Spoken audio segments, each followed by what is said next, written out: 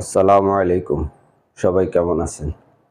আজকে আপনাদের জন্য একটা সুখবর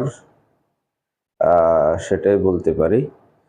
আ আমি এর আগের একটা ভিডিওতে আপনাদেরকে বলেছিলাম যে ৩০শে জুনের ভিতরে যাদের আকামা এক্সপায়ার হয়ে গেছিল, তাদের বিভিন্ন দেশের এম্বাসির অনুরোধে এটাকে এখন ৩১শে ডিসেম্বর পর্যন্ত বর্ধিত করা হয়েছে। এবং আমি আপনাদেরকে ৩১শে ডিসেম্বরের পর আপনাদেরকে সরাসরি যেটা বলা হয় হুরুপ হয়ে যাবে। অর্থাৎ ২ মাসের তারপরে সময় দিবে আপনাদেরকে। আপনারা কাফালা হওয়ার জন্য বা দেশে চলে যাওয়ার জন্য। যদি আপনারা না যান তাহলে আপনাদেরকে হুরুপ, যেটা ডাইরেক্ট হুরুপ বলা হয়, আপনারা মোখালেফ হয়ে যাবেন। তো তো সবাই ভালো থাকবেন। আসসালামু আলাইকুম।